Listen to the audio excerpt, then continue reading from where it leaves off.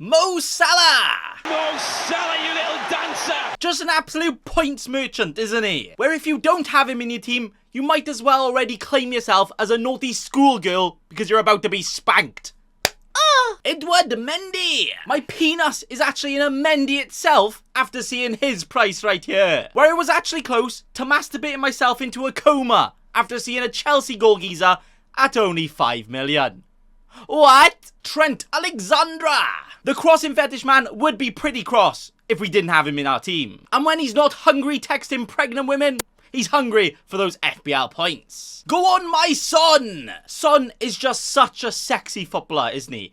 I would probably trade my own son just to be able to get Son in my FPL team. He's that good. He actually might find it hard to kick the ball now that he's got one golden boot, so I guess he's going to have to go and score all of the goals to go and get another one. Hey! Cancel culture is very, very serious. No means no. But Cancelo culture is even more serious. Hey, yes, yes, yes to the Cancelo. The sexy Portugueser gets round on the pitch more than the local prosy. So you just know he's always going to be there. He's always going to be involved. He's always ready for you. Aye, aye. Rashford! Mainly because, you know, if any of your players or their sons and daughters get a little bit hungry, then you can rely on this man to feed them.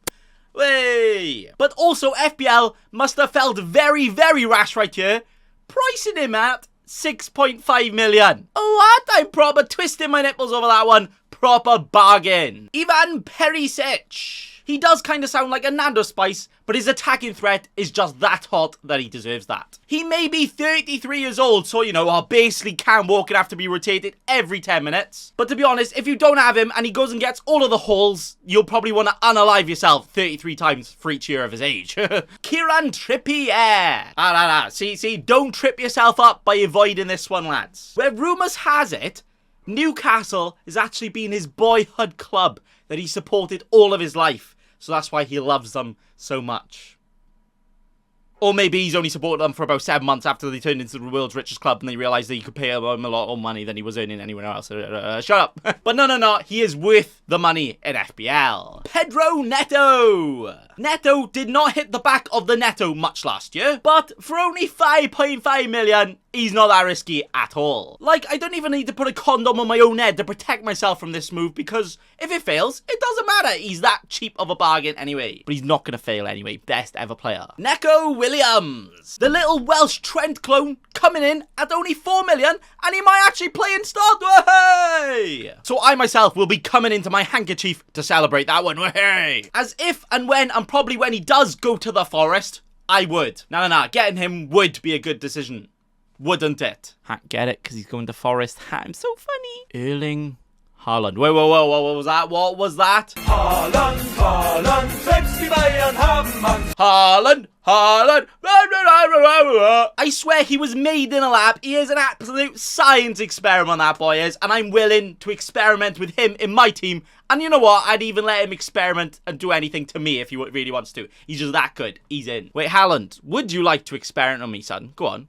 Why not? And that right there, you sexy sausages, is the #1 cheeky scrub Nathan Bacon Boy's first official FPL draft for the 22-23 season, where we're actually going to try and go all the way and win it. Road to #1. Yes, that's right. #1 in the world. It will be mine. No. Shut up. I hear you laughing with that statement after I've got Neko Williams starting in my team, but don't worry. He's the one. #1 will happen. I will make it happen. Even if I have to hack the FPL website with my computer science degree, I will do it. But to be fair, even if it doesn't happen, then it just gives me another excuse to shout, unlucky! But right here in this team, I have managed to squeeze in 3 premium boysies, more than most. Lucky. Absolute cheat code gems in the Rashford, Neto, Trippier to maximise my budget. Lucky. Then the big boys at the back with Sir Trent, Cancelo, Perisic and Mendy, so I'm not even missing out on any of them, even though I've still got the 3 premiums. Lucky. Literally the most perfect team this FPL community has ever seen. And to be honest, all of you out there, you might as well just get the app up, delete it off your phone, because there's no point playing. Bacon Boy has already won this year. Congratulations, me. And some of you are probably saying, yeah, you've won the Cheeky Scrub Award. Don't be a cheeky scrub. Unlucky! But now let's actually properly chinwag with each sexy geezer here and see how this team could truffle shuffle and change all about later on. And also spread all of my best FPL knowledge. Because, you know, Bacon Boy is an absolute expert, so I just want to show you that I'm not just a pretty face. Pranked, I'm just a clapped one instead. I have Mendy in goals here at 5 million because that is an absolute steal. Definitely hiding the receipts on that one before FPL take it back. Like, what were they thinking? Like, yeah, I know they have brought down the keepers' prices down this year, so you can actually stretch to an Alisson or an Edison at 5.5 million. But Chelsea, with the third best defence last season, and Mendy kept 14 clean sheets clean, even though he didn't play every game. Amazing. Now, bold claim here, I already know I'm going to be spiked by the pitchforks here, but I would actually prefer a Mendy over the likes of Reece James and Chilwell right now. Yes, I did just say that. As rumours Chelsea may actually resort to a back four at times this season, deeply reducing the attacking threat of those fullbacks. But they are also both rotation risky with their injury record as well. They've also lost two key centre-backs in Rudiger and Christensen, who they have not replaced yet. So I reckon this defence isn't going to be as good, but it's still going to be good enough to try and keep those clean sheets, but maybe not so good enough to keep out all the shots, meaning Mendy might unfortunately have to get more save points. Oh no, what a shame. A mainly good run of fixtures to start with them too, and then some also not nice fixtures, which I guess Mendy will just have to make more saves and end up getting more points, yay! And definitely potentially being scared when he goes and almost concede about 17 times in a game when he's trying to make all these saves. But no, it's all good, it's all good. So for a sexy 5 million, he is in. Trent Alexander! Yeah, I don't even think I need to say too much about that one. Do I? It's Trent. It's Trent. 2 goals, 12 assists, and 18 clean sheets from him last year, meaning he got 208 FPL points. Like, what? As a defender? So even at 7.5 million, he is still an absolute spanktastic cheat code we all need. Now, the real question is, could an Andy Robertson actually be worth it over the Trent? As at the end of last season, Robertson was actually outscoring him by quite a bit. And some say Robertson was on fire so much, he almost got squirted by fire extinguishers after every game. What? But I actually think the argument shouldn't be Trent versus Robertson. It should be, should we get Trent and Robertson? Because Trent, in isolation, still one of the best assets in the game. He also plays 2 promoted teams in his first 2 as well. Not like we need that excuse anyway. But then to top it off, they also play Man United in Gameweek 3, better than the promoted teams. Oh, all of the points income in. João Cancelo. He had his best FPL return last year, scoring 201 points after 11 assists and a goal. Very nice. And actually, he even took the most shots out of any player in the Man City squad last year. And he's a defender. Oh, what? He did also start 36 out of the 38 Premier League games last year. So the fact that this guy can even escape the pep roulette, how can we let him escape our teams? We just need him. He could actually up his already incredible numbers this year as well, potentially playing a more creative role as they now have a big target man in Haaland that he can aim at as well. Looking at his fixtures, even though it doesn't really matter because Man City are the hard fixture, you absolutely need this guy who can not only get an attacking return in every game, but he is also playing in the best defence in the entire league in the Man City, so he's just illegally good. Ivan Perisic. Yes, he's 33 years old and apparently needs a rest every 10 minutes now. He can never finish an entire 90 minutes apparently, no. But at the very start of the season, when there are no Champions League or any other competitions going on, I think he will probably start every game and play at least 60 minutes in those games as well. And to be honest, the amount of goal threat he's going to give them, if he starts, he's probably going to explode every game. So if you don't have him,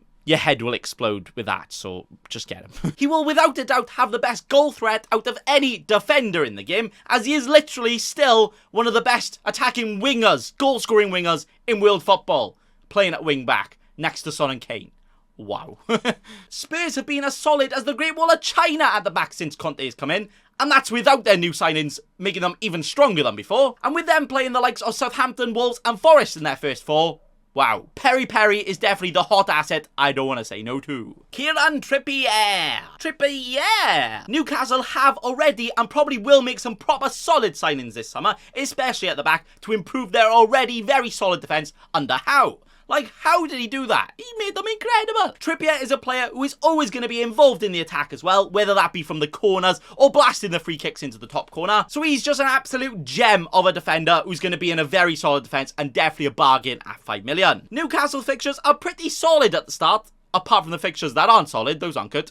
So I reckon we could actually see some mega hauls from him right at the start and throughout the entire season. Neko Williams, currently a Liverpool player at the time of this recording, right here, but very, very soon he is looking likely to join Forest as their first choice right wing back. He is literally a B-Tech Trent if you've never watched him though, constantly attacking down that right and definitely a lot of goal and assist threat. So I wouldn't be surprised at all if he got a good amount of attacking returns this season, backing up his 4 goals and assists he got in the Championship last season in only 14 games. Not bad. Forest also had the best defence in the Championship since Cooper took over, and with them already impressing against some Premier League teams in the FA Cup last year, I think they've already shown us they can do it and they can do bits this year. I expect big things from them, and I reckon Neko Williams at 4 million will be the talk of the town and every single person out there will get him. So you might as well just get him now, you know, just to say, Being a Boy told you to get him early, you got him in early.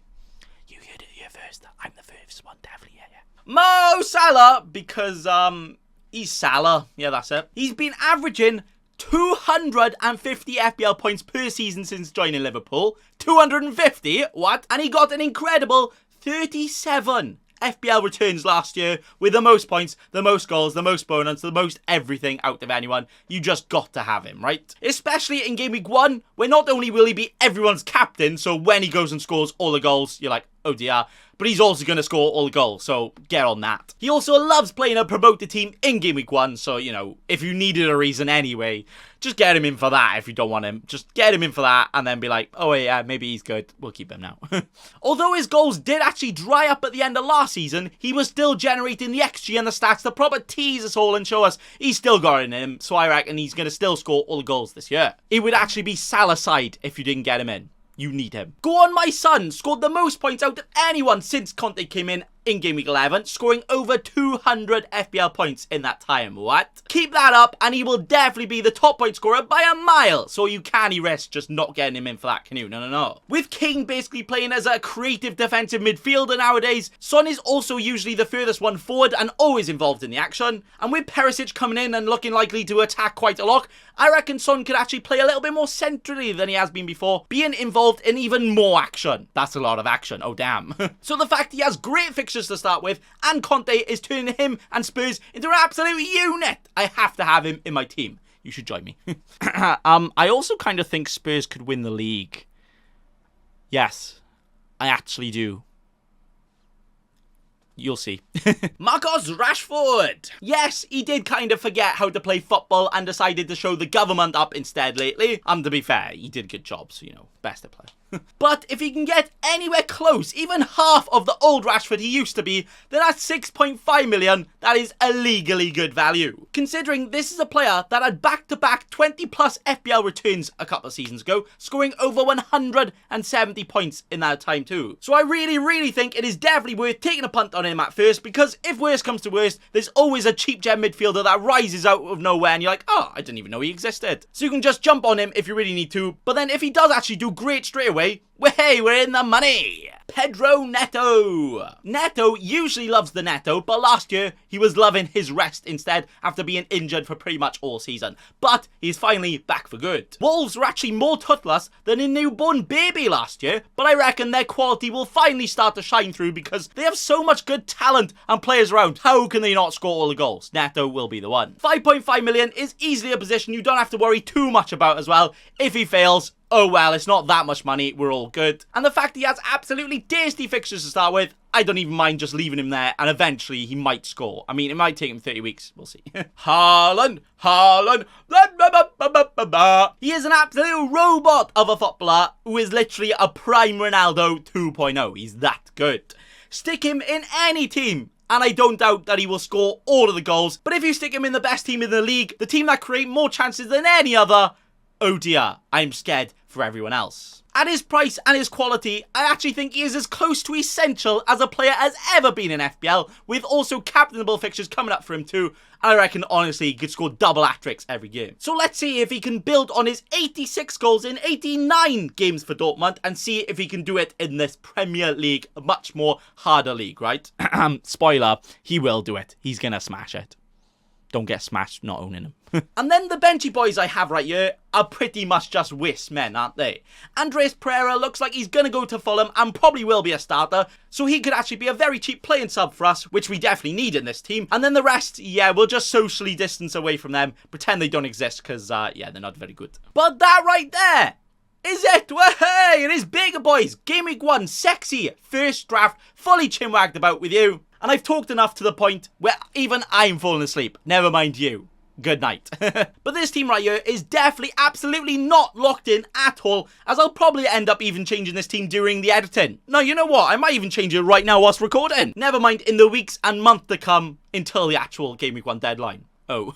Now, big boy talking points for this team, though, is the fact I have actually gone and squished in 3 big boy premiums, which not many other people have done. Which usually, I'm very against, you know, as the rest of your team usually suffers quite dramatically. But with this team, I actually don't feel that right now, and let me tell you why. As I've actually still got the big boys I want in defence. My defence is almost the same as it would be if I didn't have 3 premiums. And the only players I am actually kind of missing out on are the mid-price mids, the 8 million or so price mids that a lot of people are getting in. But with the likes of Maddison and Leicester being quite wibbly-wobbly at times, Saka at Arsenal and Mount at Chelsea's fixtures actually not too great, and the likes of Foden, Mahrez, Diaz, Kulusevski all nowhere near nailed compared to the 3 premium guys I've got in. I am actually loving having all 3 of these 3 premiums right now, and I'm not too bothered about missing out on some of the rest. And of course, just because I start with them also doesn't mean I have to keep them all throughout the season, right?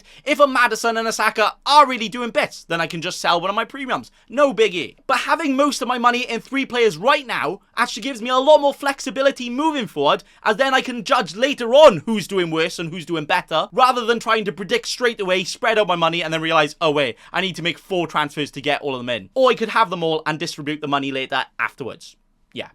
But that is the team, and that is gonna be it for today. Not only do we have the most epic fun on this channel, you know, we have all of the funny ha-has, not just now, but all throughout the season. It's gonna be amazing. But also, I like to spread my expert FPL knowledge, because, you know, Big Boy also knows his stuff. He's not just funny. He's not just funny looking.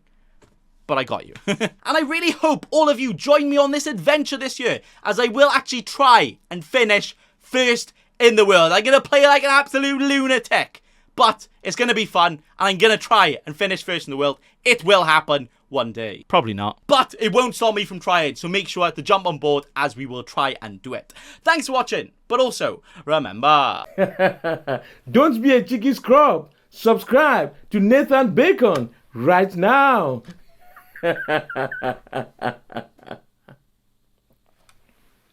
Don't let your memes be dreams.